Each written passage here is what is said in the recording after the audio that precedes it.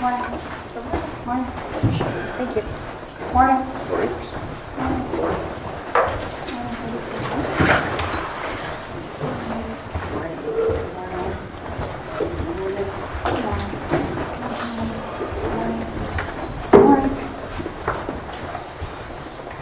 Court is in session. Please be seated.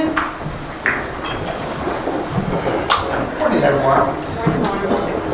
Barnett, is your shirt, is it a calf shirt? It is a calf shirt. It's by Fresh Produce, and the person who owns the company is actually running for mayor. So is that shirt in reaction to the wild pitch strikeout that wasn't around last night in the Indians game? No, sir. All right, ladies and gentlemen, one of your members took ill, which sometimes happens, and that's why we have alternates. So, Matthew, if you can move over, you are now in seat number 6. Ms. Wilson, if you want to move down. Bailey will take it. Okay? And as we've discussed many times, all of you were examined in the same way. All of you took the same oath. Everybody has the same responsibility. So, Mr. Matthew, you do the same thing you've been doing, just a little bit closer. And Ms. Wilson, same thing. On behalf of the city. 1 second, please. Yes. Part-time? Yes.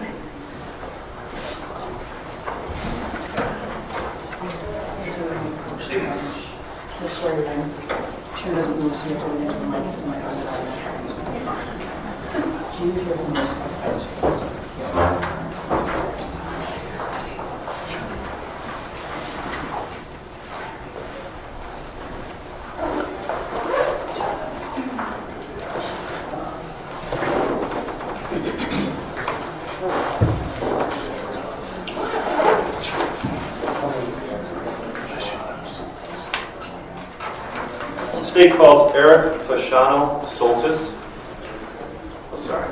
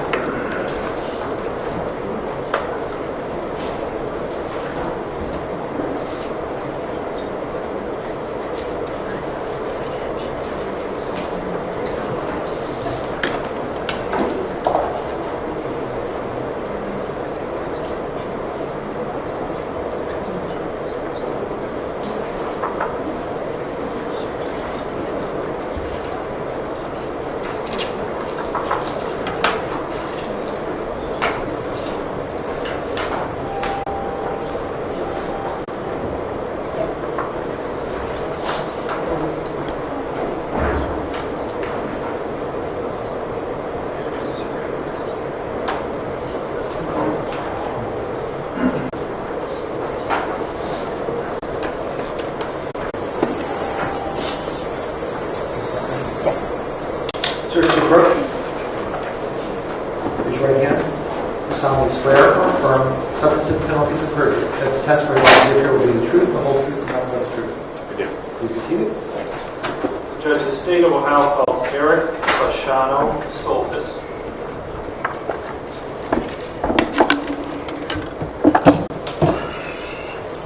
Good morning, sir. Good morning. You're a tall fella. The chair doesn't move, so you need to lean into the mic. Yes, sir. The point, because the mic has a limited range. Okay. Would you state and spell your name, please?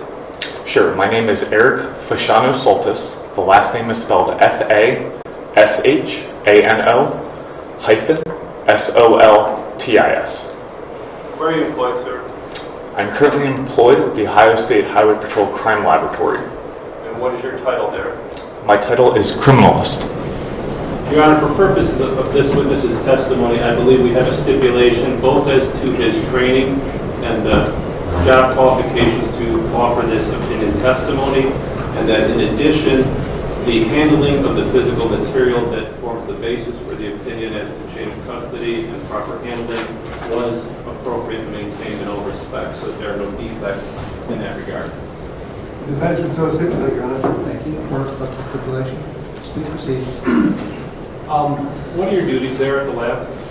My routine duties include processing biological specimens, so urine and blood, for the absence or presence of alcohol and drugs.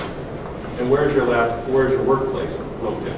My workplace is located at 1583 Alum Creek Drive, located in Columbus, Ohio. Is there more than one lab for the patrol? For the State Highway Patrol, only has one crime laboratory located in Columbus. In connection with your appearance here today, were you previously given a case to work for suspected drug analysis? Yes. Tell us a little bit about that. Sure. If I can reference my my laboratory submission form, I'd be more than happy to talk about the Please case. do. Okay. So what I'm holding in front of me is a property control form. It is a form filled out by agencies in the state of Ohio whenever they would like to submit evidence to our laboratory. The one I'm holding in particular is labeled 16-019031. That is the laboratory case number associated with this particular piece of evidence at our laboratory. The name of the particular sample and who it belongs to is Joshua J. Gaspar. And what types of biological material were submitted for analysis? According to the property description, it looks like 1 vial of urine and 2 vials of blood. And when did you perform your analysis? Referencing the internal chain of custody, I performed my testing on one particular day, and that was 9/16 of 2016. At what time? The processing of the sample began at 7:35 in the morning for one of the techniques that I performed. I then performed 2 other techniques, one starting at 9:57 a.m. and the other one beginning at 10:07 a.m. Those were the start of the techniques. I then had to acquire data over time after performing the techniques. When a blood sample is submitted, if you know, is there a preservative in the vial to maintain the stability of the blood? According to the Ohio Administrative Code, within the blood, from my knowledge, even though I don't perform drug testing on it, potassium oxalate, which is an anticoagulant, and sodium fluoride, which is just a preservative, are usually in the blood tubes. Do those in any way affect the reliability of any screening for drug analysis? For blood samples, not to my knowledge, but I'm also not trained in the processing of blood samples. So you're here to testify as to which type of analysis? I performed a drug analysis on a urine specimen. And did you ultimately prepare a set of documents in regards to that? I did. I completed a report regarding my findings. I'm going to show you a multi-page exhibit that states 1463. May I approach it? Yes. Please take a moment, turn through each page, and then we'll talk about it, all right? Okay. But familiarize yourself with the exhibit first.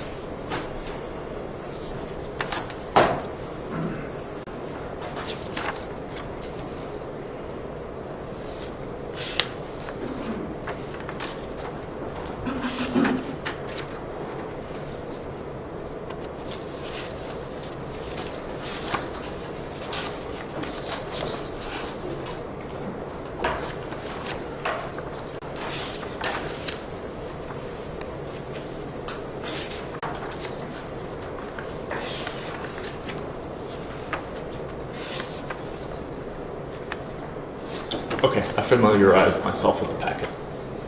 We're going to refer to the exhibit with the additions of page A for the first page and then thereafter, so if you could follow that protocol. Tell us what the first page, page A, is. Sure. So page A is a report of analysis for urine drug toxicology.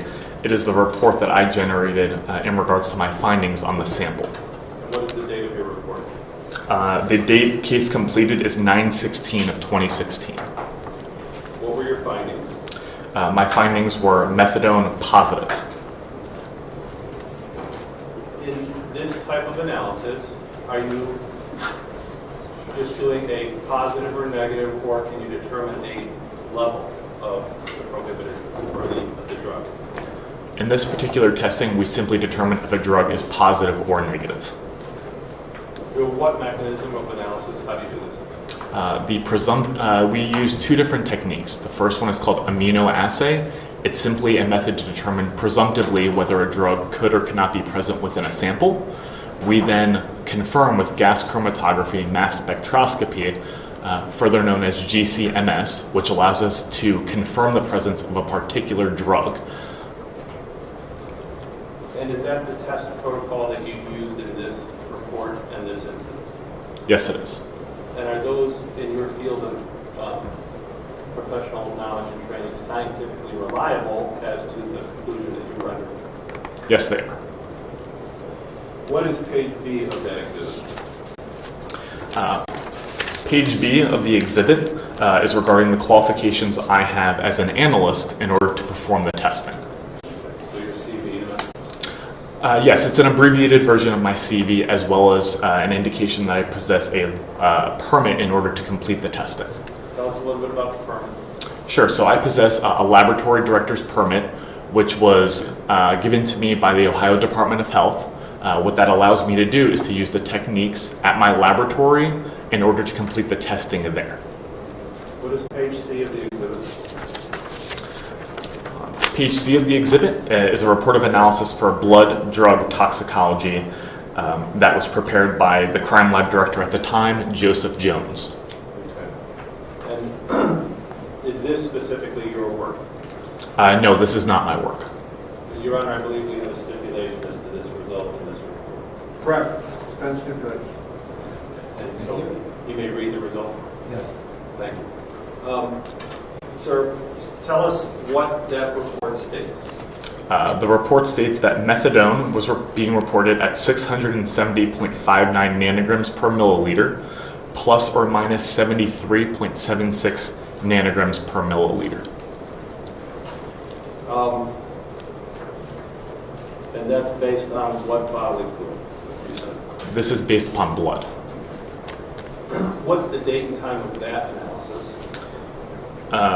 The date and time of the analysis is not on the report, but the case was completed and the results were written out on 9/17/2016.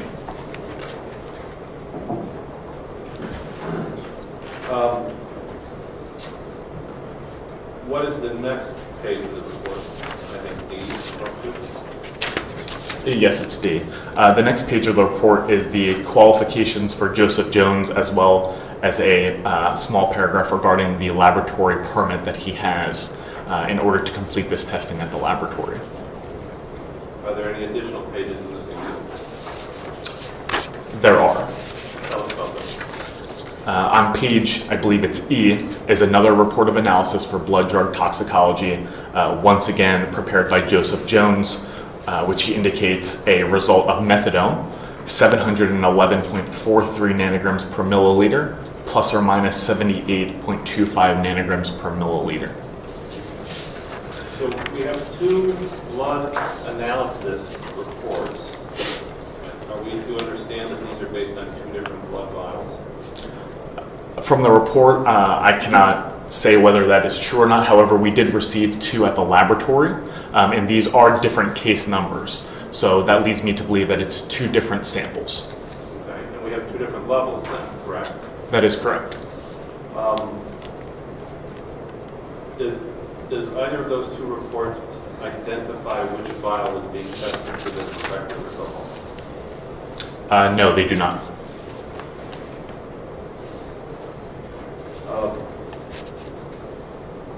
what is the case number for each?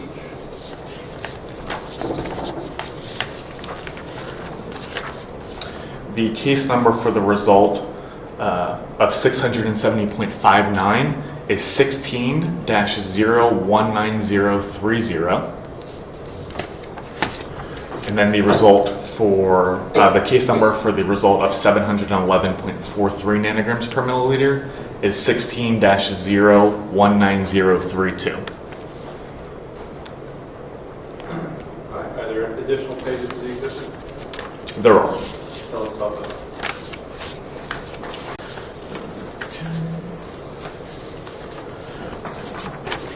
Looking at what I believe is letter G, it is a report of analysis for alcohol analysis prepared by criminalist Jeffrey Turnow. Your Honor, I believe we have a similar stipulation for this finding. We do.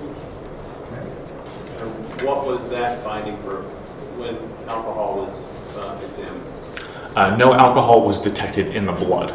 There is also one specification that the collection time on this particular tube was 1602, so 402. And what is the case number for that tube in that report? It is 16-019030. Okay, so that then, does that conform or relate back to the first Joseph Jones report of the first vial with the 648 something methanol level? For the 670, it does. It has the same case number. Are there additional reports? Yes. The next page, which I believe is H, is a statement of qualifications for Jeffrey Turnow, as well as the permit that he possesses in order to complete this type of testing. I is a report of analysis, alcohol analysis, prepared by Jeffrey Turnow again, indicated that alcohol was not detected in blood, and the collection time on this particular specimen was 1718, so 518. And then the final page is a statement of qualifications for Jeff again, indicating also the permit that he has in order to complete this testing at the laboratory.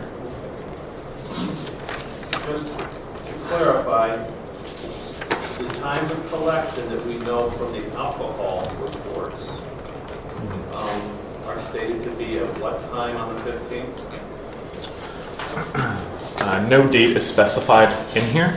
However, the first one,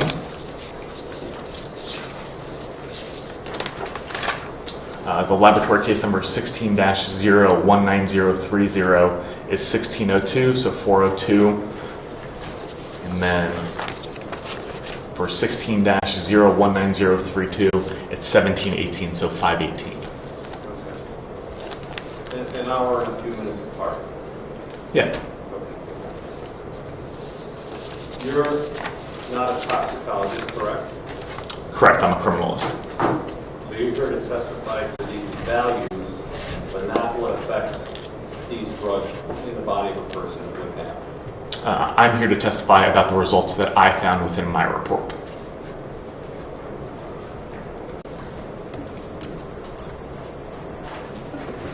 And are these findings stated here today with a reasonable degree of scientific certainty? They are. Thank you. Good morning, sir. Good morning. Sir, how many different drugs do you test for? Did you test for in this case? For the urine specimen, Yes. 12. Okay. Are those common drugs of abuse?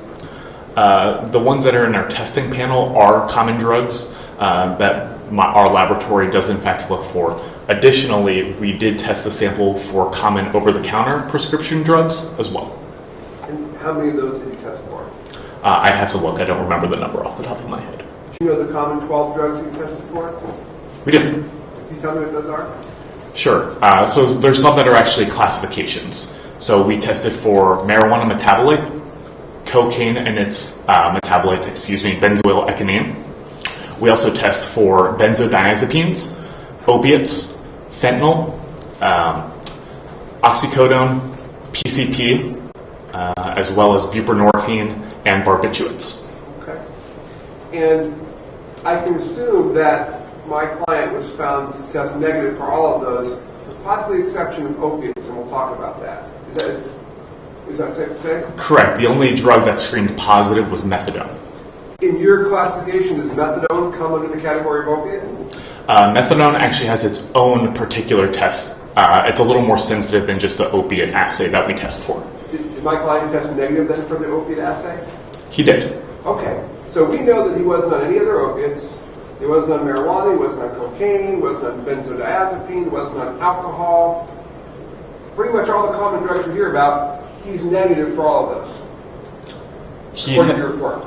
According to my report, the only drug, according to our testing panel, that he tested positive for presumptively and then confirmatorily was methadone. And does that fall under the prescription drugs that you're talking about that you test for? Methadone is part of our main drug panel, so it would qualify as being part of the main panel that we screen drugs for whenever we receive them at the laboratory. If somebody was on methadone management treatment for an addiction, would it be consistent with your findings that there's methadone in their blood? Because I'm not a doc about the circumstances regarding that, I can't indicate whether or not a result would be indicative of that. That's a little bit outside of my expertise. But if someone drinks alcohol, it wouldn't be unusual to find alcohol in their blood, right? That is correct. So likewise, if somebody takes a methadone prescription, it's not going to be unusual to find methadone. It would all be dependent upon how much. With respect to these values on these different blood samples that you received, why are the values different from one another when it's the same person's blood or urine? So because I'm not trained in blood testing, I can't speculate as to why there are differences in values. Okay. With respect to urine, have you ever had 2 urine samples from the same individual? At this point in time, I cannot recall having 2 different specimens that were submitted at the same time. Okay. Thank you, sir. Different question. The other drugs of abuse that fall into the class of opiates, what were they? The drugs that we test for opiates at this time, they were methadone, hydrocodone, oxycodone, codeine, and morphine, and fentanyl. Are you familiar with the state of Ohio's schedule of controlled drugs? I do know a few of them. Opiates generally, do you know what schedule they fall under? Opiates as a broad classification, I do not. Okay. Is methadone a scheduled drug by the state of Ohio? It is, I believe. And what do you know it to be? I believe it is a Schedule II drug. And you have an understanding of what that means? I do not, simply because we don't actually test controlled substances in my section, so that's a little bit outside of my area of expertise. Thank you. Nothing, you got it. Thanks, sir. Thank you, Your Honor.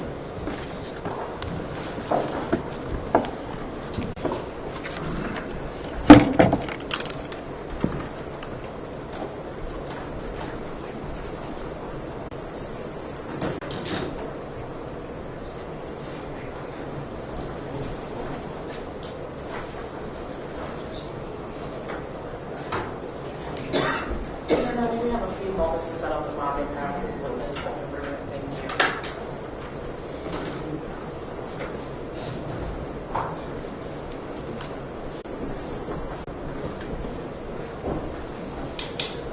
you. Ladies and gentlemen, with our court reporters, I don't think I've explained that they provide all their own equipment, all right? So everything that Mary uses is at Mary's expense. So she has, all the court reporters have a salary from the county, but because they provide the hardware, software, all the updates, everything, which can be $10,000 to $15,000 or more for their, in order to be able to practice their trade or profession. If they do write-ups, sometimes in civil cases or other things, attorneys will request the transcripts of the court files. They are entitled then to be compensated by the party that requests it. So that helps offset the fact that the county cannot truly pay them what they're worth, and it probably pays for some of the equipment. It's gotten very high tech. All the records are stored on electronically now, as opposed to we used to just have a room full of the court reporter paper, and that's becoming obsolete.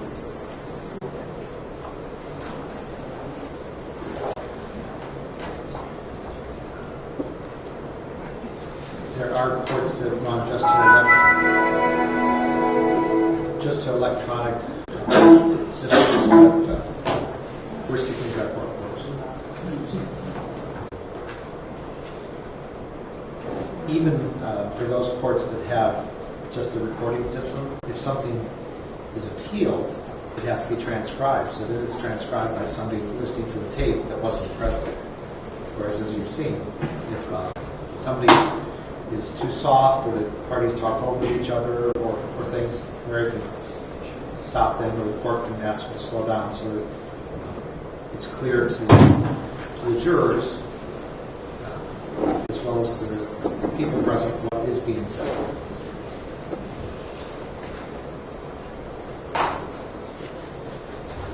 There are, however, some counties that may not have a court reporter. We're very fortunate. There are schools in Cuyahoga County that still teach court reporting, but other counties are not as able to fulfill their needs for their courts.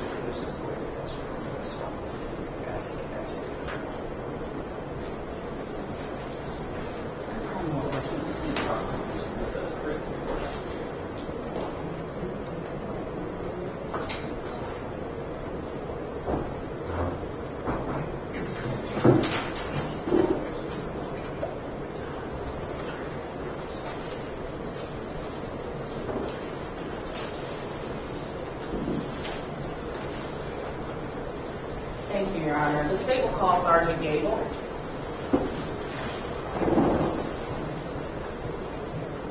Sir, if you raise your right hand, please. Do solemnly swear or affirm, subject to the penalties of perjury, that the testimony we're about to give here will be the truth, the whole truth, and nothing but the truth. Yes, Your Honor. Please be seated. Thank you, Your Honor.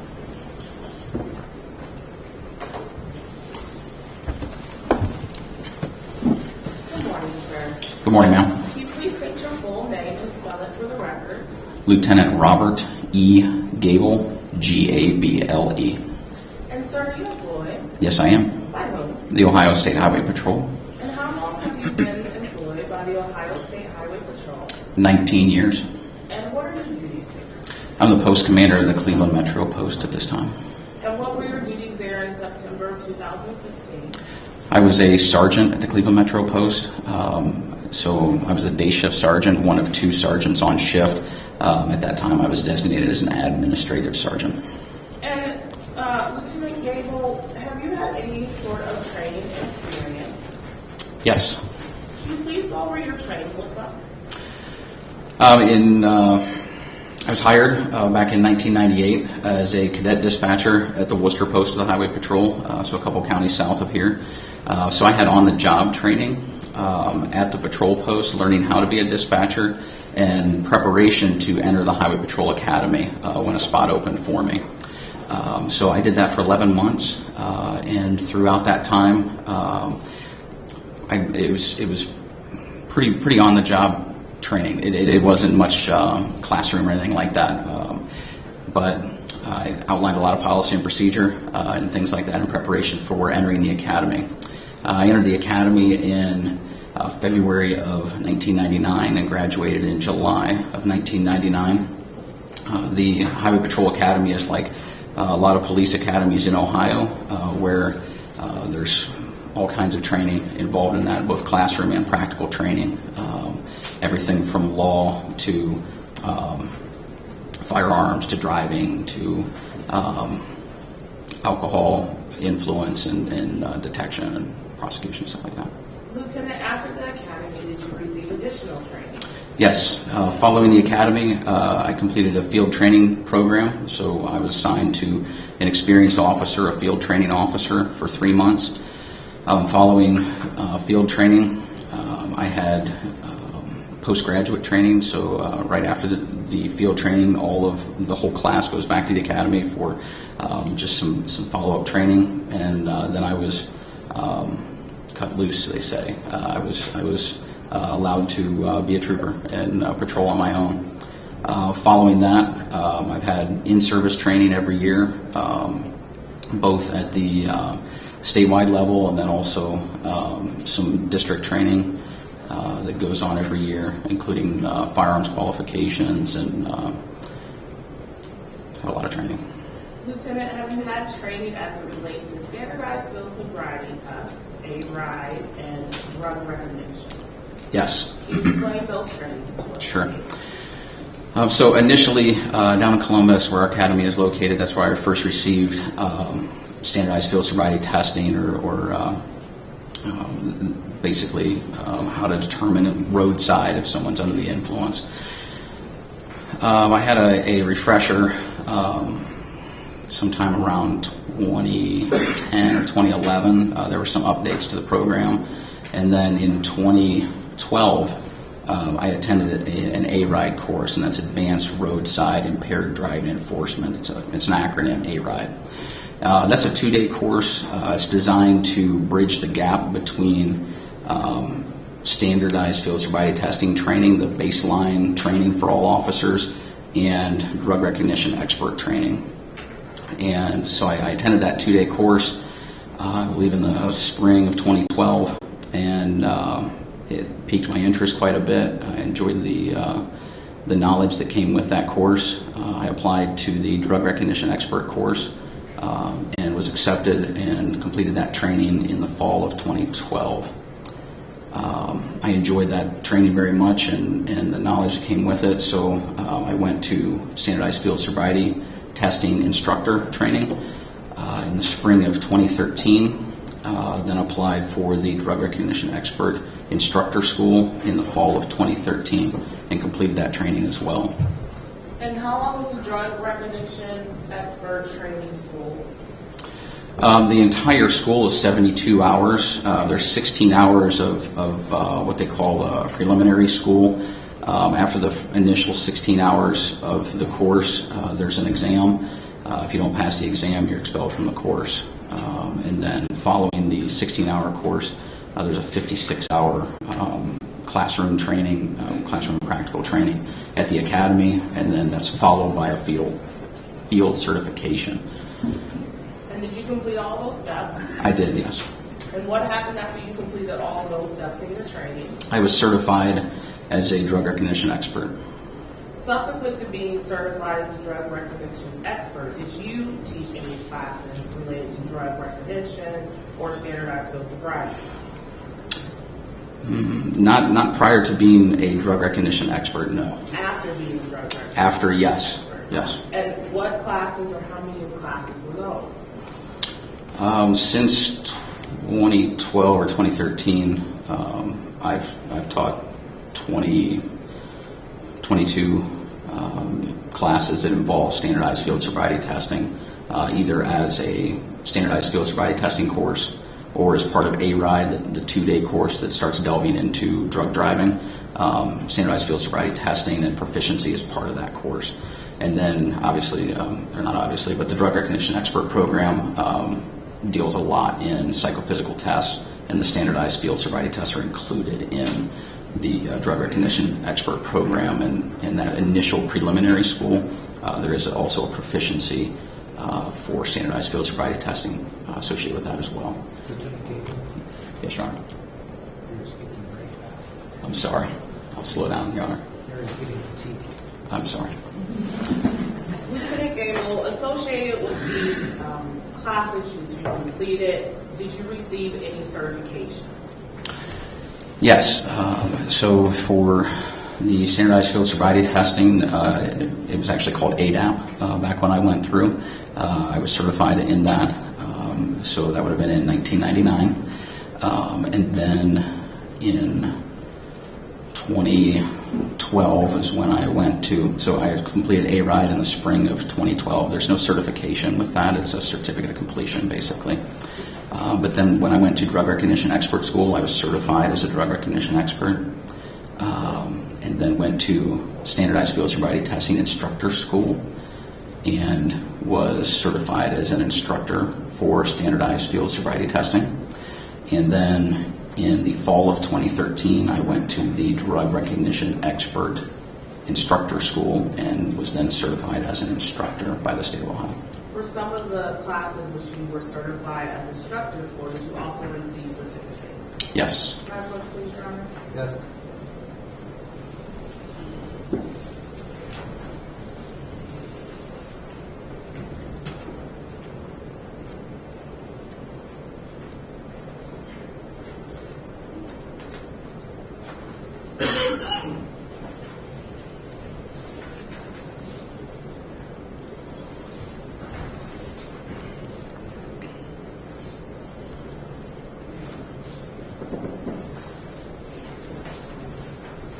Sir, I'm handing you what has been marked for identification purposes. It's State Exhibit 1480 through 1486. Can you take a moment to review those items, please?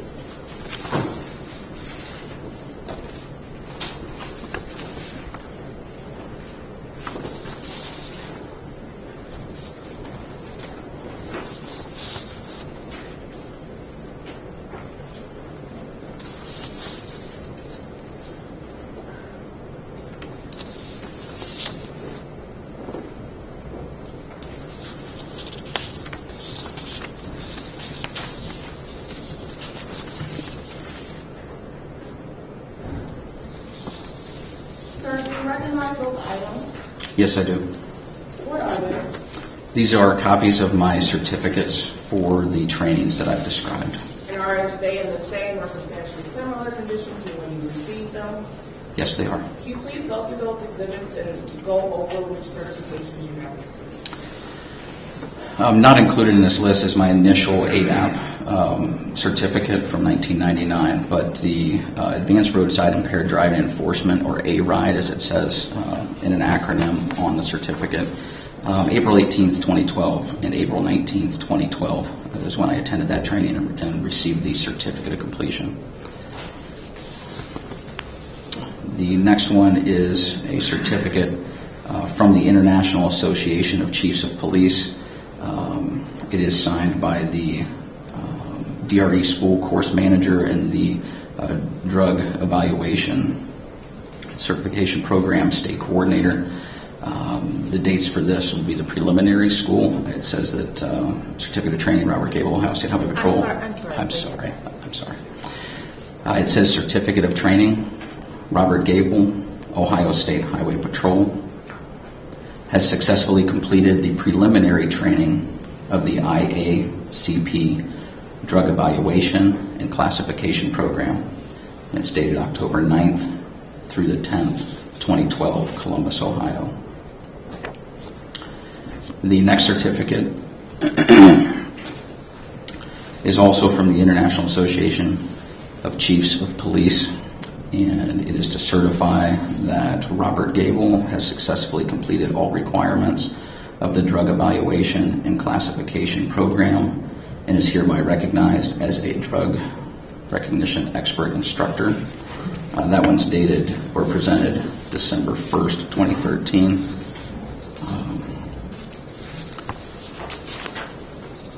There's another one, the certificate of training for Robert Gable, Ohio State Highway Patrol, has successfully completed the DRE school training of the IACP drug evaluation and classification program. And that is dated October 11th through the 19th, 2012, Columbus, Ohio. So that would have been the 56-hour course. The next one is another International Association of Chiefs of Police. It certifies that Robert Gable has successfully completed all requirements of the Drug Evaluation and Classification Program and is hereby recognized as a drug recognition expert, and that is presented on December 1st, 2012. The next one is an Ohio Peace Officer Training Commission, and in conjunction with the the Office of the Attorney General. That certifies Robert Gable has successfully completed the advanced training course, and it has a course number 064801301 SFST, Standardized Field Sobriety Testing Instructor at the Ohio Peace Officer Training Academy, and that was given March 4th through the 8th, 2013. And the last one is a certificate of training from the Ohio State Highway Patrol for Robert Gable, successfully completed the DRE Instructor Train the Trainer School of the IACP Drug Evaluation and Classification Program, and that is dated October 30th through November 7th, 2013. The Ohio State Highway Patrol Academy, Columbus. Lieutenant Gable, have you testified in court previously regarding standardized field sobriety tests and drug recognition? Yes, I have. Have you been qualified as an expert previously? Yes, I have. Your Honor, at this time, the state would request that this witness be qualified as an expert in standardized field sobriety and drug recognition. No objection. This witness will be permitted to testify as an expert in that field. Thank you, Your Honor. Now, Lieutenant Gable, you indicated that you are commander of which post? The Cleveland Metro Post of the Ohio State Highway Patrol. In your duties as a supervisor on that post, did you have interactions with Lieutenant Velez? Yes, I did. At the time, I was a sergeant at the post, so not the post commander, but an assistant post commander. Can you explain the difference to us, please? As an assistant post commander, I was a shift supervisor. So I was the one of two day shift supervisors at the Highway Patrol post, the Cleveland Metro Post located down in Brook Park. Because there's two supervisors assigned to the shift, we split duties. So my duties were more administrative, a lot of processing paperwork and writing reports related to the activities of what the troopers and the sergeants at the post do. The other sergeant on shift was responsible for more of the operational aspects, activity, what troopers are doing, where their assignments would be, what their job would be on a day in and day out basis. If there was some sort of special detail where we were going to a school to talk to students or something like that, he would make those assignments typically. Overall, based on your duties, how would you describe your interactions with Kenny Velez? Supervisor to employee, manager to subordinate, for the most part. I didn't know a lot about Kenny Velez. He had transferred to us in January of 2016 and had been on day shift most of that time. So I definitely had interactions with him. I saw him daily. We worked the same schedule. He had weekends off as the most senior trooper, and I also had weekends off as the administrative sergeant. I want to turn your attention to September 15th of 2016. What was your assignment that day? I was working a 6 a.m. to 2 p.m. shift that day. And what were your duties? So the other sergeant on shift has Wednesdays and Thursdays off, and that was a Thursday. So I had double duty that day. So I did my usual administrative tasks, but also kept track of what was going on the road. So I started the shift that morning at 6 in my office, starting on administrative tasks, but ensuring that the troopers had whatever they needed before they hit the road to go work. During the course of your shift that day, did you receive a call to respond to a crash on 90 westbound? Not so much like that. Typically, we're dispatched to a call, and that's really not how this one worked out. So I can explain. Can you explain to us the process through which you were notified to respond to the city? Sure. So I had been out at a meeting and cleared my meeting. I called one of the troopers who had requested to go home early. I let him know that I was free from my meeting and that he could go home and take care of something that he had previously asked me about leaving to do. So I let him know I was available and could be available to respond to anything that happened on the road. And so I let that trooper go home. That left Trooper Velez out on the road writing tickets and stopping cars out on 90 West. I went to the office to start working on administrative tasks again.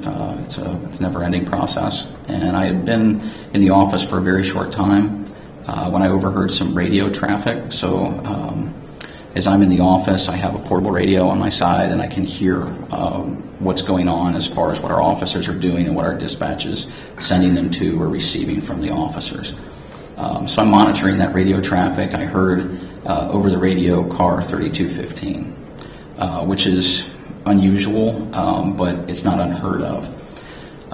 Within the State Highway Patrol, there's another couple of branches that use our radio system as well. And when they want to talk to a trooper that they see out on the road, they call them by their car number because they don't know who's driving the car. So that came over the radio a couple of times, car 3215, car 3215. I believe I radioed to say 511, which is Kenny's unit number. 511, someone's trying to raise you on the radio. At some point, someone came over the radio and said that a trooper had been hit. So I went to dispatch, figured out where Kenny had been working. That's when I learned he was out on 90 West in the area of milepost 164. So I headed toward the scene along with Trooper McGill, who happened to be on post he's one of our canine handlers. So he happened to be on post at the same time. He also left the post to go toward the scene. Lieutenant Gable, once you arrived on the scene, what did you observe? When I arrived on scene, I saw Trooper K in plain clothes. I saw Trooper McLean. I asked them what happened. They said it didn't look good. I said, okay, well, we have work to do. Let's make sure that we can secure this scene and start determining where our scene was. And I asked them to give me a walkthrough or explain to me what they knew already. So basically, pass on whatever information that they have already learned. Now, Lieutenant Gable, at this point in time, why are you trying to secure the scene? That's what we do at crash scenes upon arrival. And why are you requesting a walkthrough or update of the information the other troopers have? When I arrived on scene, I was the ranking supervisor on scene, so it's my duty to learn what happened as quickly as possible, establish what needs to be done, and then be prepared to pass that information upon to the next arriving supervisor. So what is it that you do next? I walked through the scene not through it, but walked into the scene with, I don't remember if it was Trooper McLean or Trooper K. I believe there's another law enforcement officer there from another agency, but I couldn't say who. And they basically pointed out that Kenny's car had not been moved. It was in its same position, that the black car further to the west or further down the road on I-90 that was on the berm was the vehicle that had struck him. There was bloody uniform top that was near the rumble strips.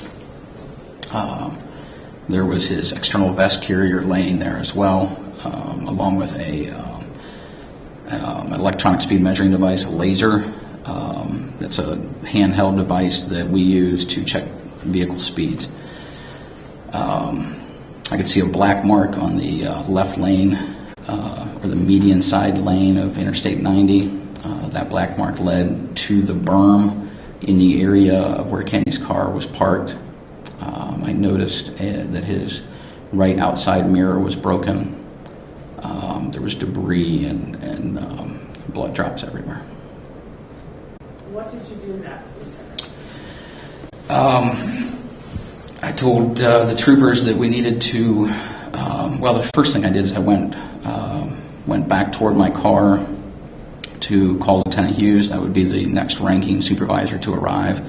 He was the post commander at the time. I spoke to him. He told me that our crash reconstruction unit was on the way, that our CIRT team, CIRT, stands for Critical Incident Response Team, that they had been notified and would be on the way, and that our investigators, so our version of detectives, would be on the way as well. And Lieutenant, at this point in time, why are all these separate teams responding to the scene? It's our policy in the Highway Patrol anytime that anything that falls in the realm of a critical incident, and certainly an officer being injured on duty or being killed off duty actually is considered a critical incident. So those resources are pulled in for cases of this magnitude. What happens next, Lieutenant? I ended my call with Lieutenant Hughes and went back to work. We needed to secure the scene. I told one of the troopers to grab a roll of scene tape. So each patrol car, by policy, has a large roll of yellow tape that we roll out at scenes. And you see like crime scene tape. It's basically the same kind of thing. It says Highway Patrol, caution and across, or something along those lines. So I had one of them grab that with the idea that we would need to start stringing that tape to mark out our scene. I asked one of the troopers if we had identified potential witnesses who on scene had seen it happen, because we would need to be able to pass along to responding investigators who needed to be interviewed. Now, Lieutenant Gable, at this point in time, why are you attempting to identify potential witnesses? That's part of crash investigation. It's one of the first things that we do when we arrive on scene is determine if there are eyewitnesses to the incident that occurred. And what happens next, sir? I was told that one of the eyewitnesses made a statement that they thought the driver of the black car was on something, which piqued my interest as a drug recognition expert. So I wanted to determine if that was true or not. Now, at the point in time that you're provided with this information, do you immediately go approach the person who was operating the vehicle and attempt to determine whether or not they are in fact impaired in some way? No. Why not? That's not the procedure. So when witnesses are going to be interviewed, my role takes a back seat to the investigator's role. So the plainclothes investigators, or our version of detectives, become the lead or the primary at that scene. So if I'm going to go and make contact with people and do work at the scene related to people, then that goes through those investigators. So I communicated to Lieutenant Hughes. He arrived on scene shortly after. Communicated to him that that statement had been made, that the driver of the black car somebody felt that he was on something. He said, let's hold off and wait until OCI, or the Office of Criminal Investigation, that's our detectives, until they arrive on scene. At this point in time, when you're having this conversation with Lieutenant Hughes, have you had the opportunity to observe the defendant or suspect extensively? No. He was, when he was pointed out to me, he was leaned up against a median barrier wall, a concrete wall in the median of the interstate, kind of close to where his car was parked. He was just basically leaned up against the wall, sitting. I think he was on his phone at one point, but I wasn't watching over him, no. So what is it that you do next? Once I turned the scene over to Lieutenant Hughes, and and Lieutenant Shepard also arrived. So I conferenced with the two of them. They would be the highest ranking uniform supervisors on scene. Why is it that you're turning the scene over? That's our procedure. Our protocol is that when someone of higher rank arrives on scene, the scene is relinquished to them unless they designate someone else. So what occurs next? So I didn't have any direct responsibilities at that moment. We were kind of waiting on resources. So I took a moment just to kind of step back from the scene and just process for a minute mentally. Put that back in a box and went back to work. What was the next thing you did when you went back to work? I reapproached Staff Lieutenant Shepard and Lieutenant Hughes, inquired if it would be okay if I went over and spoke with the driver. They said that they had received instruction, I don't know from who, to just stand by on that, is what they said. Just waiting for an investigator to come. There was some discussion about whether an allegation of being on something would potentially prevent or inhibit the interview of the driver. And what was done next, sir? We were waiting. So reconstruction, crash reconstruction unit, they began arriving on scene. Different investigators from the local Cleveland district began arriving on scene. They were directed to witnesses and began taking statements. Some of the investigators are evidence technicians, so they began, their work. So there was a lot of scene work going on during that time as we waited. I was told we were waiting on Sergeant Blake, who was the sergeant in charge of the Office of Criminal Investigation for the Cleveland District, under Lieutenant Huggins would be above him. But and what are you doing during this time period? Just asking what needs to be done and doing what I'm told, following orders. So there's not a lot for me to do. So periodically checking in on troopers on scene. During that time, I called each of the other sergeants and let them know what was going on. A couple of them had already heard and had gone to the hospital.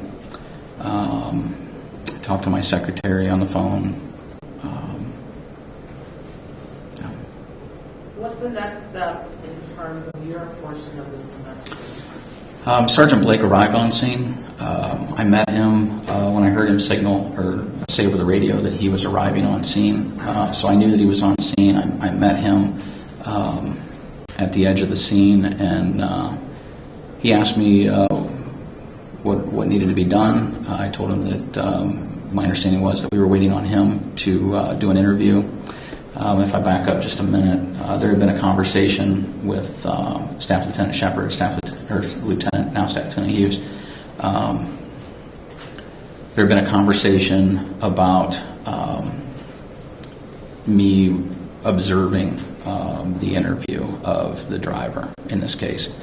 The purpose of my desire in observing him was to determine whether there was reason to go any further with field sobriety tests. What do you mean you need to determine if there was reason to go any further with standardized field sobriety testing? Up to this point, we had a traffic crash, and we had someone who I didn't know. It would have been relayed to me, so I had information that I didn't know the source of, that someone said they think he's on something. So for me, that's not enough to just have somebody do field sobriety tests, and there needs to be more to that. And so my desire was to interact with him in some way so that I could either dispel that or confirm that there was reasonable suspicion to continue with some sort of a impaired driving investigation. Excuse me, Judge, wait. Yes.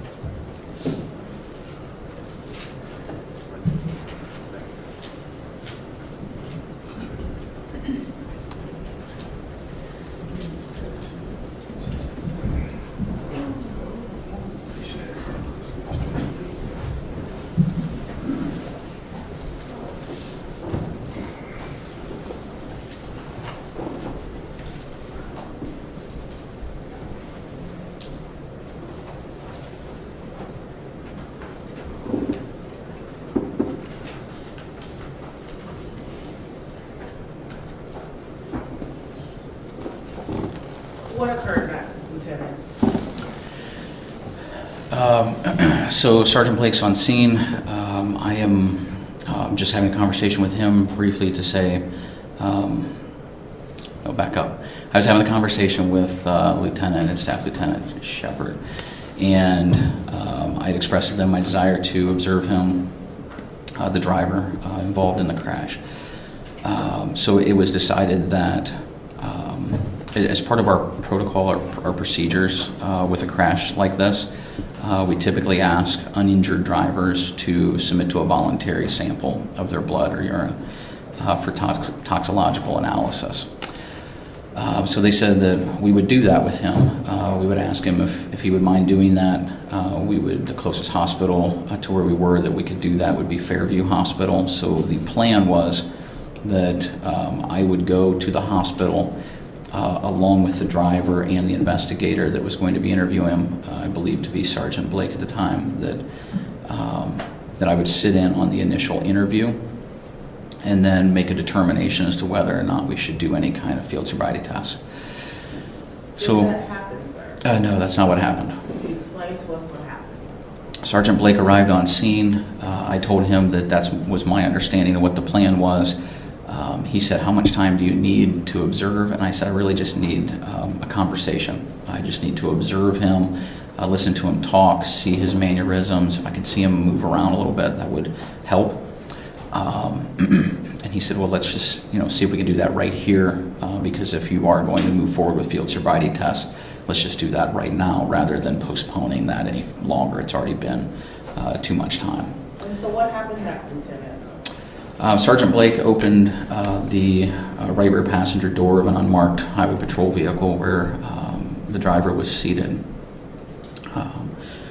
At that point in time, were you able to get a good view of the driver? Yes, I was. Do you see that person in the courtroom today? I do. Can you please identify them and describe them for the record? Stipulate to identity, Your Honor. Record will reflect identification of the defendant by its witness. Thank you, Your Honor. At that point in time, where you see the defendant seated in the unmarked trooper vehicle, what happens next? So Sergeant Blake is standing as though you were to open the door. He was in the doorway, and I was on the other side of the door looking in at Mr. Gaspar, the defendant in the case. I noticed right away that his eyes were very wide open, and he has very blue eyes, so it's very easy to see his pupils. His pupils did appear constricted to me. It's also a bright sunny day, which causes pupillary constriction. So I was certainly aware of that and looking at that, but they certainly looked very constricted and very wide open. As Sergeant Blake explained to him that our plan was to ask him for a voluntary sample. And Mr. Gaspar was confused by that in that we had to explain several times. So I kind of jumped in on Sergeant Blake, and because I kind of sensed that Mr. Gaspar was becoming agitated, and in drug recognition expert school, we spend time making sure the students understand that if you're trying to have someone do a drug recognition expert evaluation, which is about 45 minutes to an hour and 15 minutes of time, where you're asking someone to take their temperature, their pulse rate, their blood pressure. You're going to look in their nose and in their mouth. You're going to look at their pupils in 3 different phases of light in a darkened room. The last thing you want to do is go into like a really hard cop mode and start agitating people. So I wanted to just bring the mood down just a minute and let's slow down. Let's just talk about what we're doing here. So I told Mr. Gaspar, it's our policy, it's part of our procedure to ask someone to do that. You're not required to do it, but we're just asking if you would be willing to give a sample. He said he didn't understand why we would want to do that. Again, I said, it's just part of our procedure. It's what we do. It's a pretty serious crash. I'm sure you understand that it's pretty serious here. So it's a checkbox on a checklist that we have to say this is this is something that we want to do, is identify whether or not there are drugs or alcohol in a person's system for all drivers involved in fatalities. He still, needed that explained again, so we went through it again. And I told him, again, you're not required to do it, but are you willing to do that? At that point, he said, I really think I need to speak to a lawyer before I say or do anything else. So that's fine. One moment, please. Ladies and gentlemen, you understand all of us have a constitutional right not to incriminate ourselves or talk with the police, and so the fact that Mr. Gaspar did or didn't do that at any point, it's his right, and you may not consider it for any purpose whatsoever, okay? What happened next tonight? At this point, I had some conversation with him. As I listened to him talk, I noticed that he was talking low. He was talking very slowly. So, as he's answering his things and asking questions, up to that point, he's just speaking slowly with a low, kind of a raspy voice. And again, his eyes just remained wide open during the conversation. Did those observations have any significance to you? Yes. What was the significance of those observations? So constricted pupils, there's a lot of reasons for them, but in a drug symptomology matrix, they fall into one category, and that category is narcotic analgesics. And it's kind of a telltale thing. There's a lot of drugs in the narcotic analgesic category, including heroin, fentanyl, carfentanil, along with a lot of prescription medications. Methadone is one of those, OxyContin, Percocet. So there's a lot of opiate-related or opioid drugs that fit into the narcotic analgesic category. All of those drugs constrict pupils. They also produce withdrawal, and they also stave off withdrawal. So seeing the very constricted pupils, hearing a low raspy voice, which also is one of the general indicators for the narcotic analgesic category, but then seeing wide open eyes doesn't fit with that necessarily. And it was certainly something of note, something of interest, something that I can't forget. So there was a lot going on with him, and because of the repeated explanation over what I believe to be something pretty simple, we basically are asking you to give a sample, and then had to keep repeating that we're asking you to give a sample. He seemed confused. He seemed to be having trouble processing the information that we were giving. So I felt there was enough there to have him do some field sobriety tests. And what do you do next at this point? I have him get out of the vehicle. Well, he was still seated in the vehicle when I explained to him that I would be having him do a couple field sobriety tests just to make sure that drugs or alcohol did not play a part in what had occurred that day. I did tell him that news cameras were being set up on the Alger Road overpass was just to our east. I told Mr. Gaspar that I was interested in moving him away from those cameras to put him at the opposite end of the scene. There was a van parked down there. I said we can take you to the other side of that van. That way you're not on video doing field sobriety tests when you may not really be impaired. So I don't want it to appear just because you're doing tests that you're impaired if you end up not being. He was confused by that again, and he asked, I don't understand why you would want to take me away from the cameras. And I said, look, I understand, in policing, how video can sometimes not really tell the true story, and someone can make up their mind just watching a video without having the background or the audio to go with it. And so what I don't want is for someone to be watching you on live news and say, I know that guy, he's impaired, the cops have him doing tests, he's impaired, when that may not be the end result of the tests. And so I just want to protect you from that.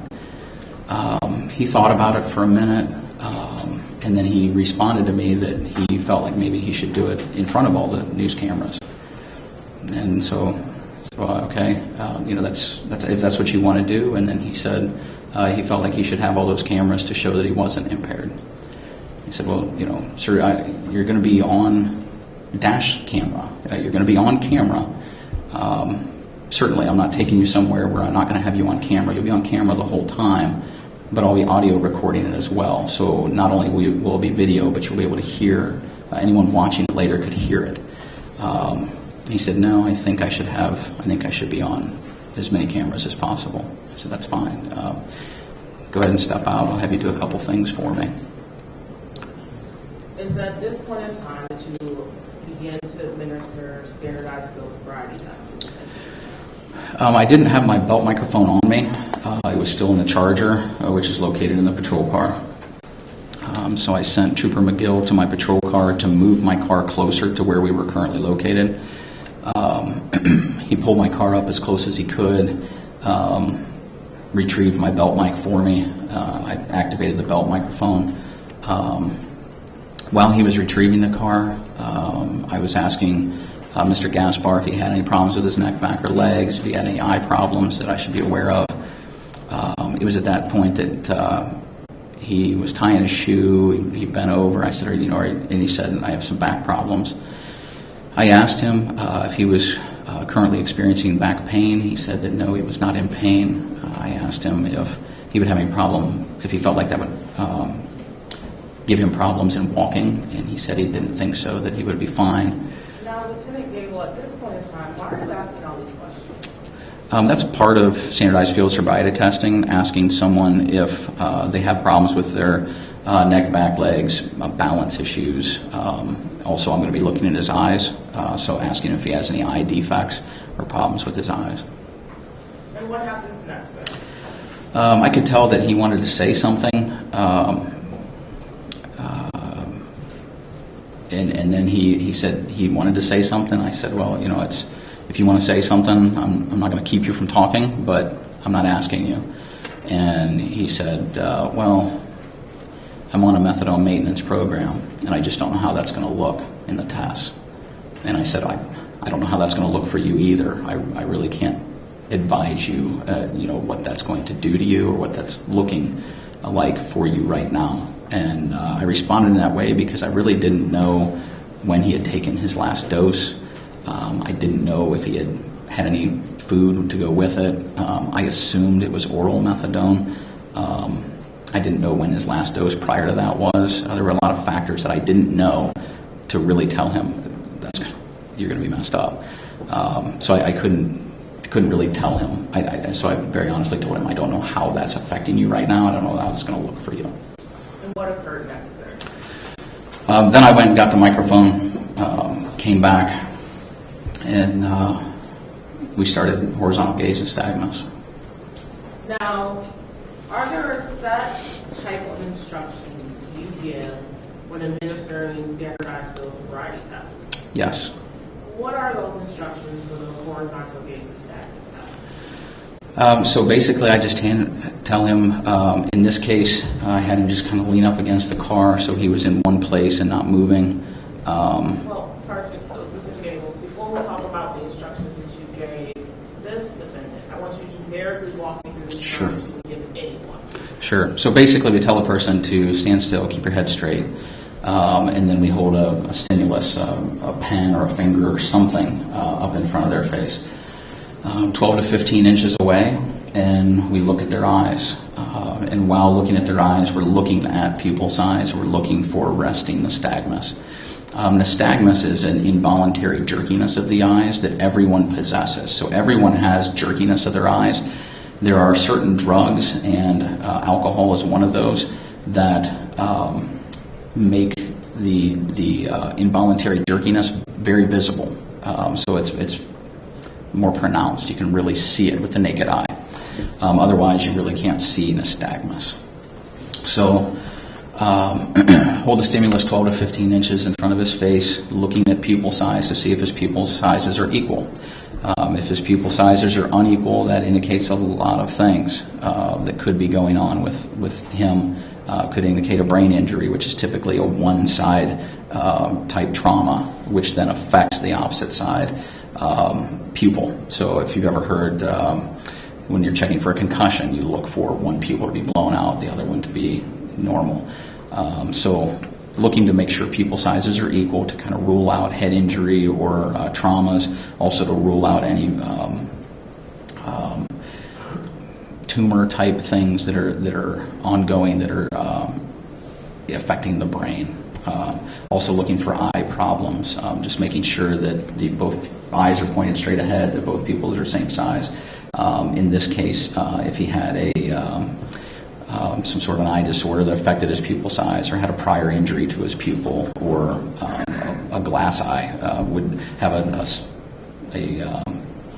static pupil. It wouldn't change with the change in light conditions, and it's a bright sunny day out. So I'm looking for basically,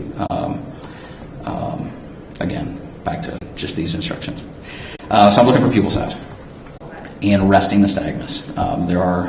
There is one drug category that gives resting nystagmus. So as you look at someone's eyes pointed straight ahead, their irises, their eyes will move back and forth, just in a resting position. So I'm looking for those two things initially.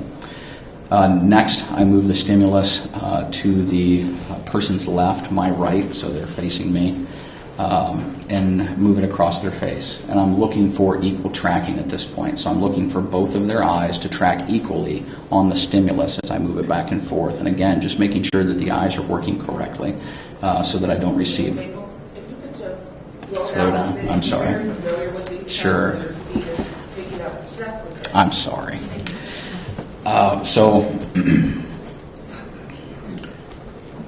I'm looking for the eyes to track equally, to make sure that the eyes are working bilaterally together. They're working at the same time, at the same rate. Once I'm done determining that their eyes are working properly and that there isn't some underlying condition that will affect the horizontal gaze nystagmus test, then I move into the actual test, looking for clues. After the horizontal gaze nystagmus test, what is the next test that is traditionally administered? Vertical gaze nystagmus. And what instructions do you give associated with that test? It's a lot like horizontal gaze nystagmus, except instead of going back and forth, it's a vertical test. So I basically take the stimulus to maximum deviation for vertical, and I'm looking for, rather than a jerkiness of the eye horizontally, I'm looking for a jerkiness of the eye vertically.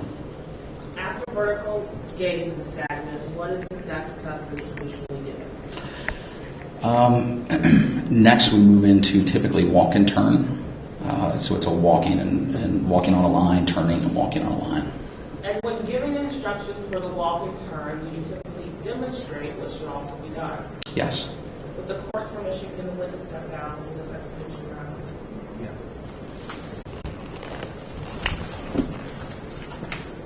Lieutenant, just remember you're talking to the juror. Sure. Lieutenant Gable, can you please walk us through the instructions you typically give for the walk and turn test? So for the walk and turn test, typically the person performing the test should be to my left. So that's as though the person doing the test is over here.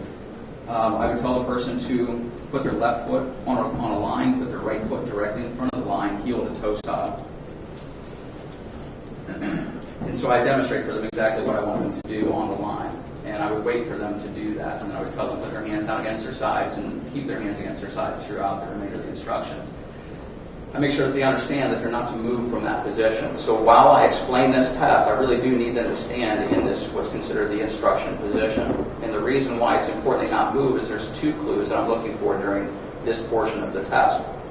I'm looking for them to move their feet apart. So if you see from this angle, it's to move the feet apart so they lose balance and have to adjust moving their feet apart. I'm also looking for them to potentially start the test before the instructions are completed.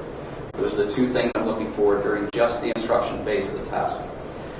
But I put them into the instruction position, I make sure that they understand they're not to move, and then once they understand, I explain to them, when I tell you to start this test, I want you to take 9 heel-to-toe steps on the line, do a turn exactly the way that I instruct you, and then take 9 heel-to-toe steps back on the line. And then I demonstrate for them. It should look and sound very similar to this. Your first step is going to be with your left foot coming around, step number 1, 2, 3, and continuing 4, 5, 6, 7, 8, 9. At the end of your 9th step, you need to leave your front foot on the ground. Bring your other foot around and use that foot to take a series of small steps to turn yourself around. Once you're facing back where you began, it should be 9 heel-to-toe steps on the line. And then there's 4 instructions given at the end. It's very important that once you start taking your steps, you don't stop walking at any time. Make sure you keep your hands right against your sides throughout the test. Make sure you say your steps out loud. And make sure you keep your eyes pointed down toward your feet throughout the test. I ask them if they have any questions about the test. And once they confirm that they don't have any questions, then I tell them to go ahead and begin the test. Thank you.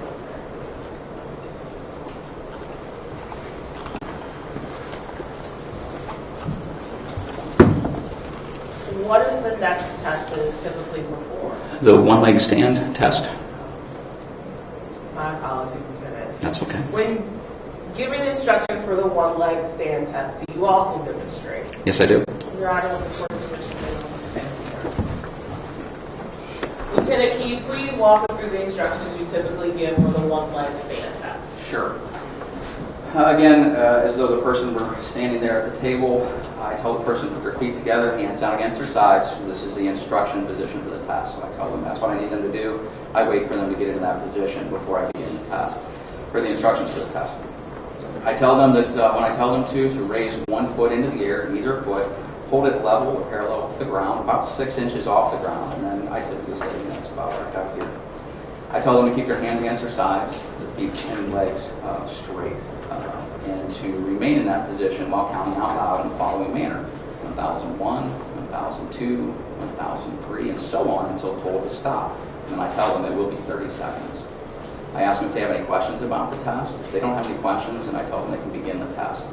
When they begin the test, I start timing the test on my wristwatch.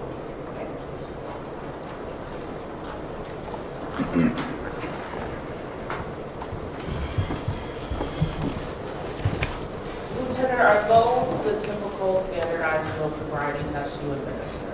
Yes.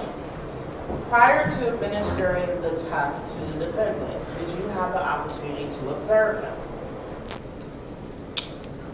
Prior to having him do the test, did I observe him? Yes. Did you see any visible injuries to his head or face area? No. Prior to having the defendant perform the test, did you question the defendant about any particular injuries or pains to any area? Yes. Did he provide you with any responses to any issues he was having? He said that he had a bad back or a sore back, or he had back problems. I don't remember exactly what he said as far as his back went. Did you inquire of the defendant as to whether or not he was experiencing those issues at the time of the test? Yes, I did. And what was his response? He said he was not in pain. Did the defendant indicate to you any injuries to his head or leg or anything of that nature? No. After all of this is completed, what is it that you do next? As far as this defendant or in standardized field sobriety tests? Okay. For in this case, I moved beyond standardized field sobriety tests after the vertical gaze nystagmus. So, beginning with horizontal gaze nystagmus, I'm looking for several things in that test. I moved into vertical gaze nystagmus. Then I moved into what's called lack of convergence. So that's a test where I move, again, the same stimulus that I used for horizontal and vertical gaze nystagmus. I moved into lack of convergence, which is moving the stimulus around in a circle 2 times and then bringing the stimulus in toward the bridge of the person's nose. And then I hold that stimulus there, looking for the eyes to converge equally and remain converged. There are some drug categories that don't allow the eyes to fully converge and stay converged. So what I'm looking for is for the pupils, the irises, to not come all the way in and stay there. In this case with Mr. Gaspar, as I moved the stimulus in, his left eye moved back out straight rather than staying converged. I repeat the test to see that I get the same thing, and again, his left eye moved in with his right as it came in, and then his left eye moved out to the side. before I remove the stimulus. As it relates to this defendant, was the performance or administration of the standardized sobriety tests that were administered to him captured on video? Yes. If you were to see that item, would you recognize it again? If I were to see The video? sure, yes. Your Honor, can we place State's Exhibit 1514 at this time? Yes.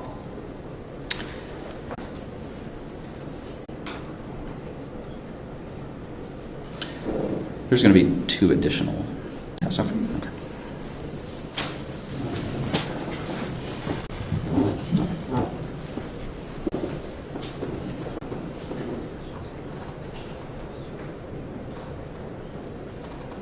Lieutenant, can you see the screen clearly? Yes, ma'am. And just from the still frame of State's Exhibit 1514, do you recognize this item? This appears to be my video from that day. Is it the same or substantially similar conditions to when it was captured on your, I believe this is your dash camera, correct? Yes, it is. That's my patrol car number was 1504 at that time. Yes, this is my video. Okay. And we'll play your video at this point in time.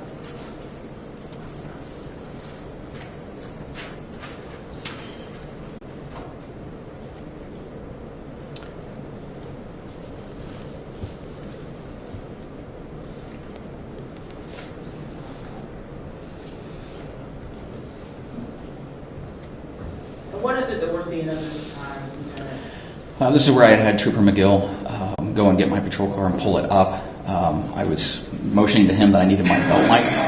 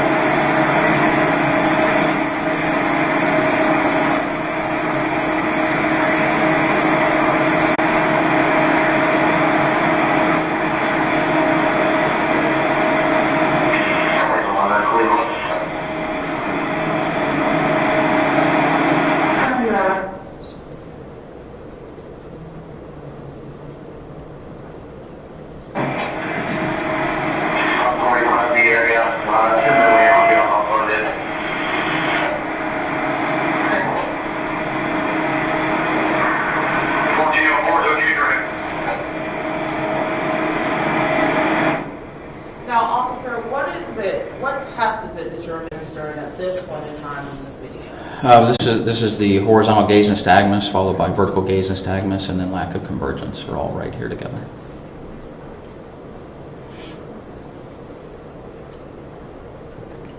And during your administration of these tests, what, if anything, did you notice from the defendant?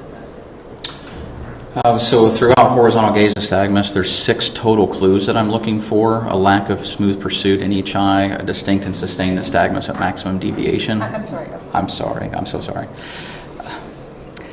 A lack of smooth pursuit in each eye, a distinct and sustained nystagmus at maximum deviation in each eye, and then an onset of nystagmus prior to 45 degrees. And what, if anything, did you observe in the defendant in regards to those 6 indicators? I did not notice any of those indicators in his eyes.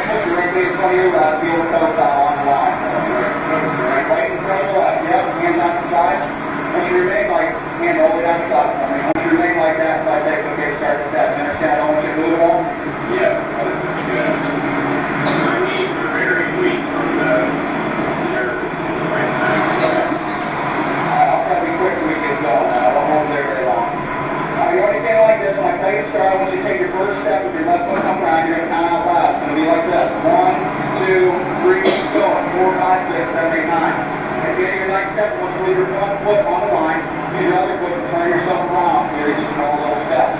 Once you're facing back the direction you started, I want you to take 9 heel or so steps on that line. It's very important once you start taking your steps, don't stop any time. Make sure you look down. And your feet the whole time, count out loud, keep bringing it right inside. Any questions? No. My knees are already weak. That's it. Whenever you're ready, you can start. 1, 2, 3, 4, 5, 6, 7, 8, 9. And you said put turn around? Like I told you. Okay. 1, 2, 3, 4,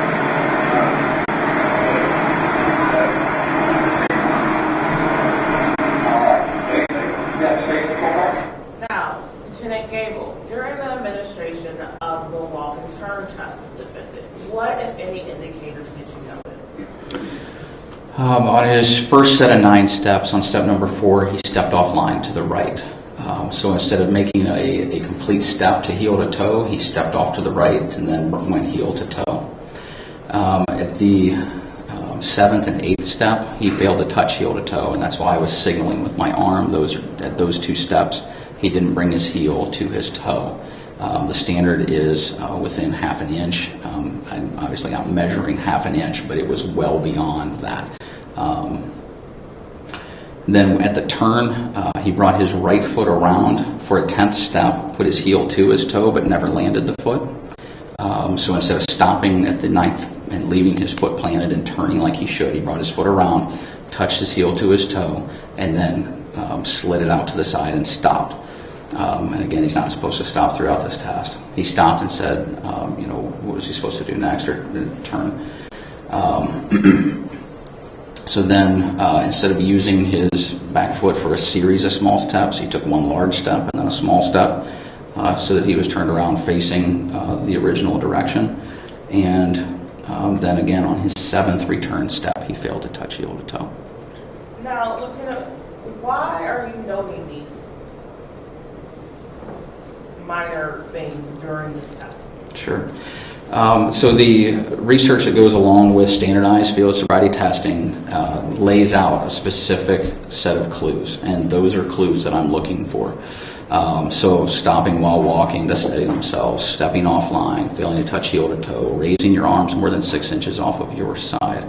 Sorry, I realized it the moment you were saying it.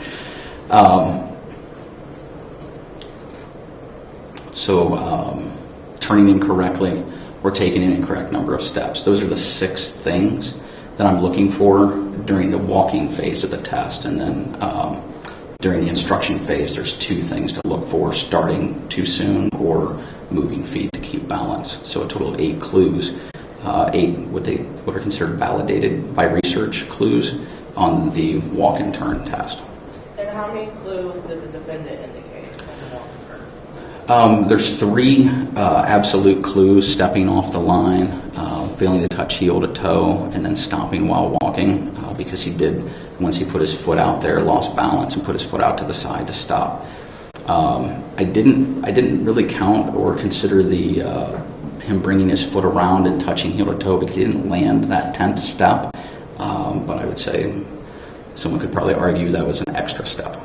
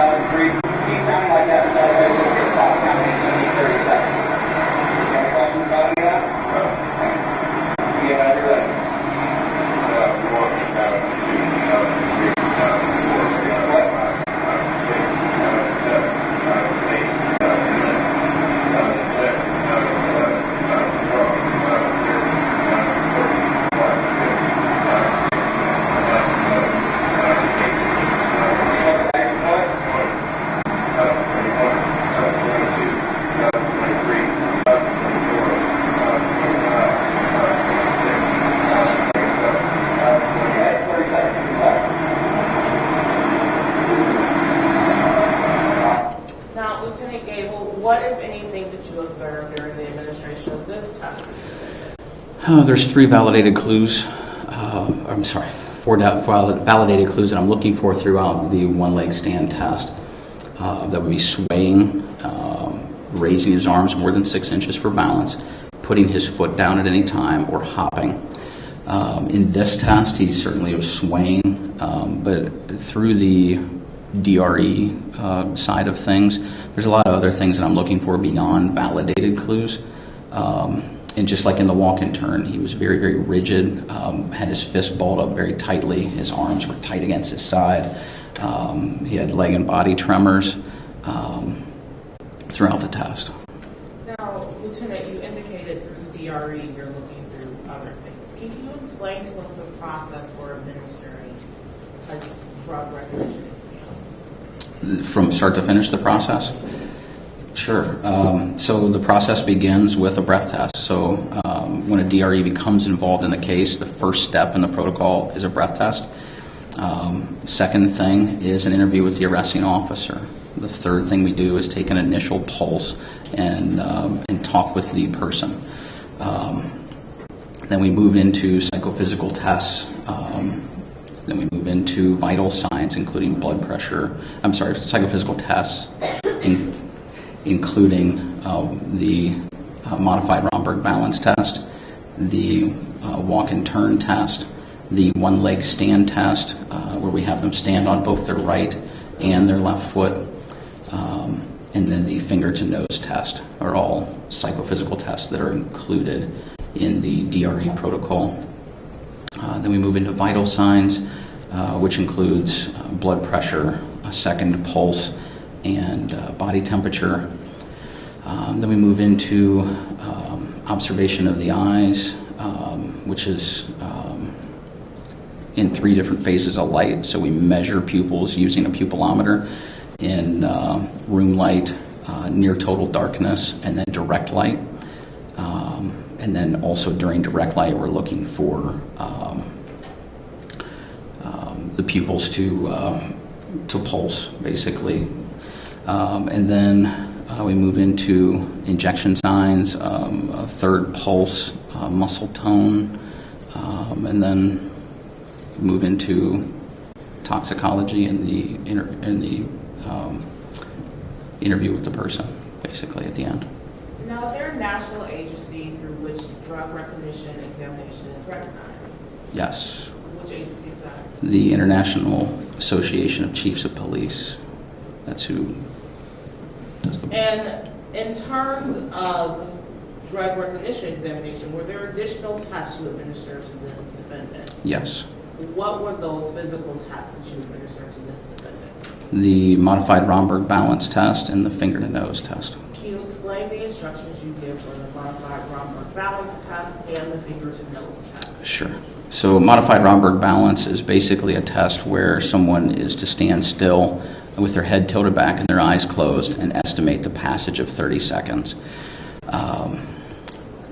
So that's really the instructions, that you need to stand still, tilt your head back, close your eyes, and estimate the passage of 30 seconds. I tell them that I will start the time clock when I say begin or start, and they will end the time clock when they feel 30 seconds has passed.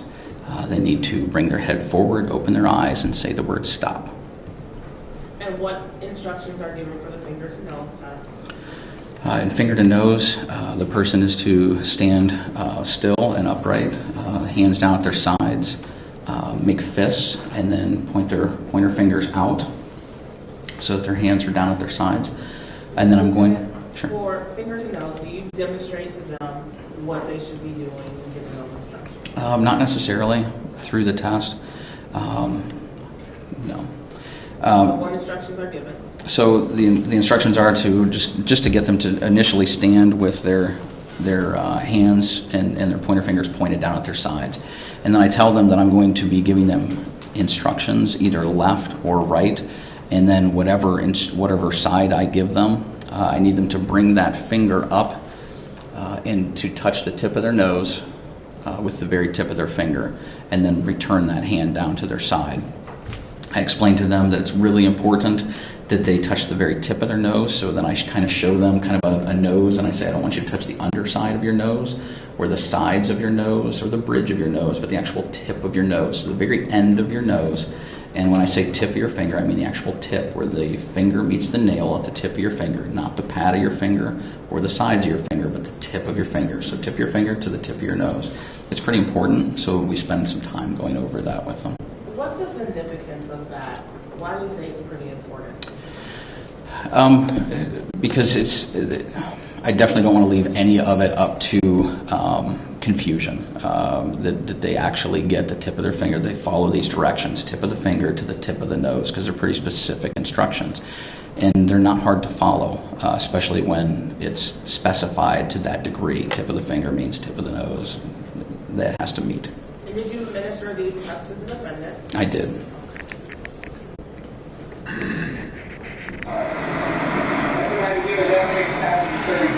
So when I tell you to, basically you're going to close your head back and close your eyes. And then when I tell you to, you're going to start estimating in your head 30 seconds time.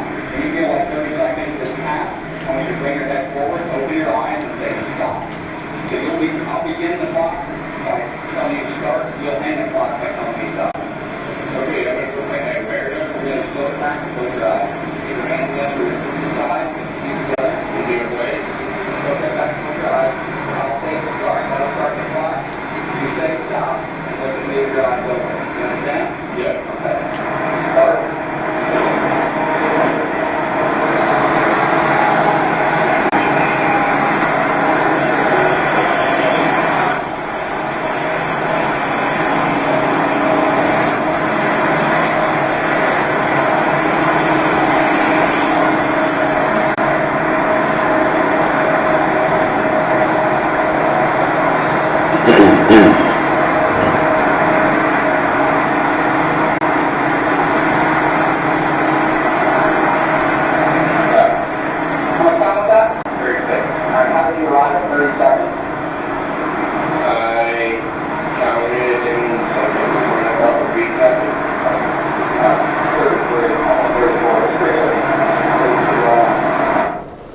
What were your observations of any of the defendant performing the modified Robert Gable test? So through this test, I'm looking for a lot of different things. Obviously, primarily looking to see how well he's estimating the passage of 30 seconds time. In this case, he was 33, nearly 34 seconds, which is not really significant. That's pretty much what's expected for somebody to be within roughly 5 seconds of 30 seconds. But what I did notice during this test, I'm also looking for sway. That's why I'm kind of walking back and forth. So I'm looking for him to sway side to side and front to back. So in standing, looking at him from this angle, I'm looking beyond him at the line, the painted line, to see if he sways back and forth in relation to the line that's beyond him. And then I walk to the side, find a vertical object beyond him, and then look for him to sway back and forth. I'm also looking for ingestion signs. So I'm looking for nose hair. I'm looking to see if, so someone that insufflates or snorts things, it burns the hair out of their nose. So a lot of times someone that prefers one side rather than another will have a lot of hair in one side of the nose and no hair in the other. So it's an indicator that someone is doing something to remove only one side of the nose hairs. I'm also looking to see if there's debris in the nose. I'm also looking for just body position and tone. And Mr. Gaspar, again, he was very, very rigid throughout this test. His fists were balled up very tightly. His elbows were actually cocked a little bit to the back because he was standing so rigidly. He had leg and body tremors throughout this test. So as his head is back and his stomach is pushed out, I can see that his core is shaking throughout this test. And then he's just rigid throughout this test. I could also see, specifically during this test, when his head was tilted back, I could see his carotid artery, and it's just banging away very quickly. So he had a what I observed to be a very rapid pulse or pulsation of blood through his carotid artery. It was very visible and very obvious to me during this test. What was the next test that you administered? That would be the finger-to-nose test then. One more thing I'm going to have you do right here on the roadside. Feet together. Good. You have one your pointer fingers down? Yeah. Good. Good. Go ahead and do that. Go take your fingers out like you can. All right. You're going to do the same thing. You're going to put your head back, slowly rise. I'm going to tell you left or right. I'll tell you left. I want you to bring out the left hand up. I want you to touch your tip of your fingers and tip of your nose and then immediately put it back down. All right. Now, I say tip of your nose, I mean, like if this is your nose, side, this is the bridge of your nose, this is the underside. I want you to touch the actual tip of your nose, call that underside. When I say tip the finger, I mean actual tip, where the nail meets the finger, right on the tip. You look down on your finger at the side. Any questions about that at all? No. Okay. Go ahead, put your head back, put it rise, point your fingers down for me again. Good. Left. Good. Yes, left.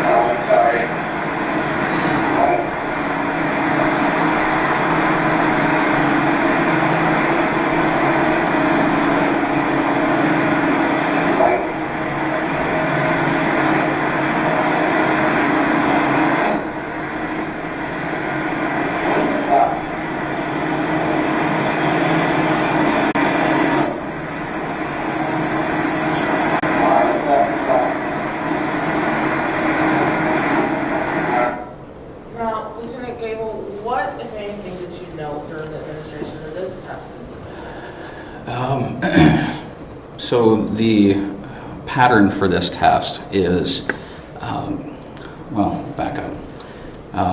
Before he started the test, again, he's supposed to be standing while I explain the test with his fingers pointed down. He went back to a balled up fist again, which is unusual. Usually people just stand there like they're told. And he went back into a balled up, and he was throughout just very rigid and tight. The sequence for this test is left, right, left, right, right, left, and it's the same every time. When I asked him to then raise his left to begin, I saw his right hand come up and then go back down, and I definitely told him left. So then he said, do it now, and to be sure that he heard me, I said, yes, left, but he still raised his right hand up. And he brought it up and he used the pad of his finger, so down here, rather than the tip of his finger, to touch the tip of his nose, and then held it for 3 seconds before he returned it to his side, even though he had been given the instruction to immediately put it back down at his side. So once he returned it to his side, I moved to the instruction of right. He brought his left hand up incorrectly, and then he hovered over his face before he finally brought it down to the tip of his nose. And rather than touching his nose and putting it immediately down, he double tapped his nose and then held it there for about 1 second and then returned it to his side. And at that point he asked, am I just supposed to leave it there? And so I asked him, do you remember what I told you? Because I'm gauging, how much is he remembering what I just instructed him to do. He replied to me that yes, he understood. Based on the first 2 touches that he had held it for 3 and then 1 second, I didn't really think that he understood that he was supposed to put it down. So I reiterated to him that he needed to immediately put his hand back down to his side. So the next touch in the sequence was back to left. Instead of left, he brought his right finger up, used the tip of his finger to touch the bridge of his nose, and then he drug it down to the tip of his nose before he put it down to the side. As he was bringing his hand away, he smiled really big, and he said, I'm sorry, which I took to mean that he realized he had done something wrong. So the next So we've gone through left, right, left. So the next sequence is right. And he brought his right finger up and correctly touched the tip of his right finger to the tip of his nose. So the fifth touch is, again, a repeat right. So he brought the hand up, and he again touched the bridge of his nose, and he drug his finger down until he touched the tip of his nose. And then the last instruction is left. And he brought his left finger up, he hovered over his nose before he brought it down and touched the tip of his finger to the tip of his nose. Lieutenant, what is the significance of any of these observations that you have? Obviously, this is a divided attention skills test, so I'm asking him to do something physical while doing something mental at the same time. So I'm trying to demonstrate that either he's able to handle complex tasks or he's not. So following directions, doing things appropriately, and then also just the ability to know where his fingers are and where his nose is. It's called proprioception. It's kind of a big word for it, but it's basically I'm sorry, is it called what? proprioception. What does that mean? So your body has proprioceptors throughout. Everywhere in your body you have proprioceptors. Those are the parts of the body that send signals to let your body know where it is relative to space. So like the tip of my finger to my thumb, if I touch those together while watching them, I can do that very easily. If I close my eyes, I can still do that because I know where my tip of my fingers and the tip of my thumb are located. So your proprioceptors are what allow you to do that. Everyone knows where the tip of their nose is. They know where the tip of their finger is.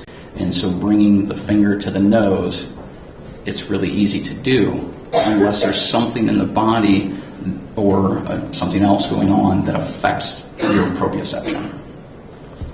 And so what was the significance, if any, of the defendant? Well, did the defendant exhibit any cues in the administration of the finger-to-nose test? The finger-to-nose test is not it's not like the walk and turn where there's standardized, validated clues. It's not like the one-leg stand where there's standardized, validated clues. There's just observations, a lot of things that I'm looking for, basically for him not to be able to connect the tip of his finger with the tip of his nose and the ability to follow directions correctly. So throughout this test, there was only one touch that was done appropriately, and 1 out of 5 is not a good number. And what is that indicating to you based on your training experience? In and of itself, that he has problems with proprioception and he's having trouble following directions. What are things that may cause issues with proprioception? As people age, a lot of older people have proprioception problems. Children, a lot of times can be diagnosed with proprioception problems. And then there's exercises that they have children do to improve your spatial awareness, the ability to connect the dots.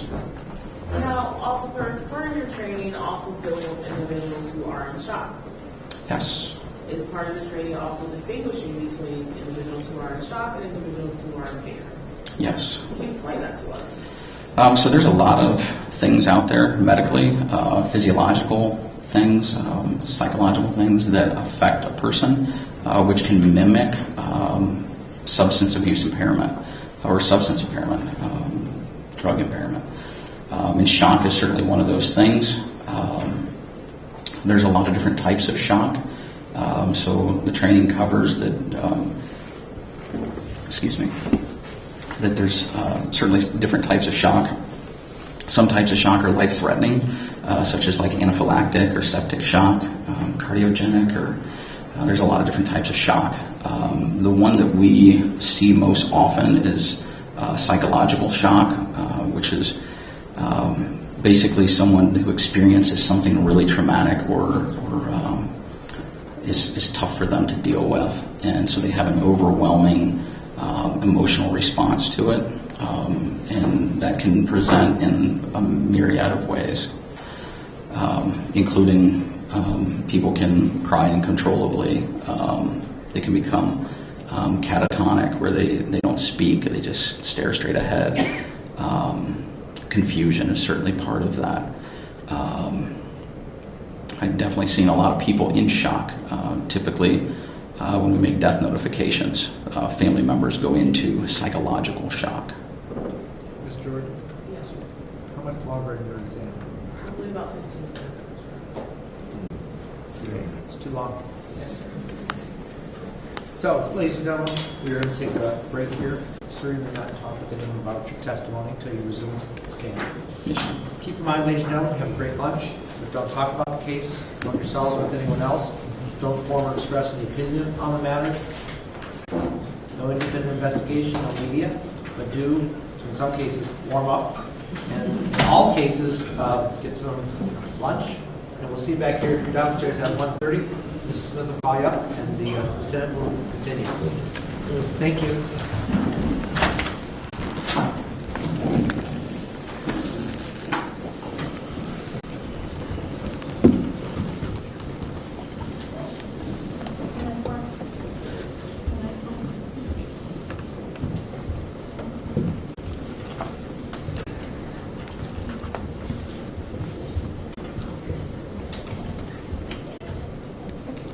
We're getting you fleece.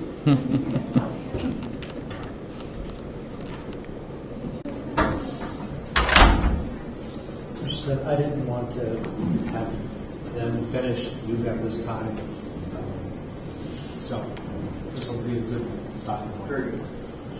Just have to come back. 1:30. See you then.